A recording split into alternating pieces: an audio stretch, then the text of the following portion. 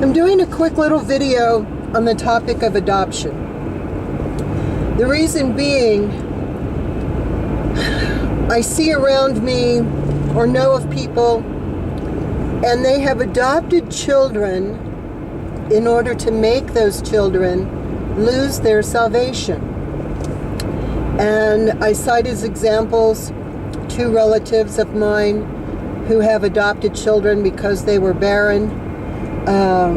One actually named her son Zachary, after the Talmud. Then you look at these movie stars today, like Angelina Jolie and Madonna, who have adopted children. And, you know, they claim it's because they're so magnanimous and full of love.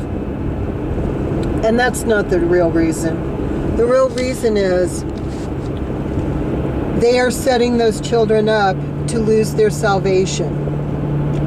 And I'm going to cite an example. A woman in my neighborhood is adopted. Now, she claims to have met her birth mother. But who knows if that person they introduced her to was her birth mother.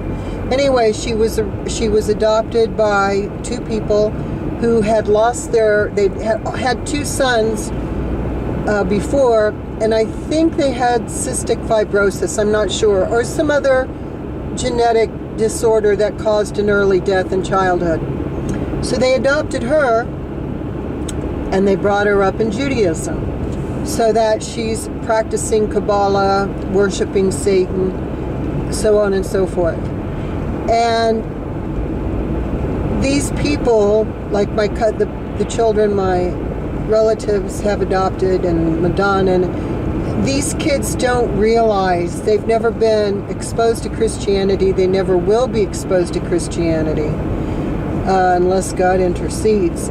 But they don't realize that the entire adoption process was solely for them to lose their salvation. Now, that's not to say all adoptions are orchestrated to make a child lose his or her salvation. But given the Freemasons control so much of society today, that is, I'd say the majority of adoptions, people adopting are Freemasons or into the occult, Satanism, whatever. And this video, I want people who are adopted. If you were not brought up in the Christian faith and you have been exposed to Judaism, I think it's only fair to warn you why you were adopted and why you've been exposed to Judaism, and for you to think about it.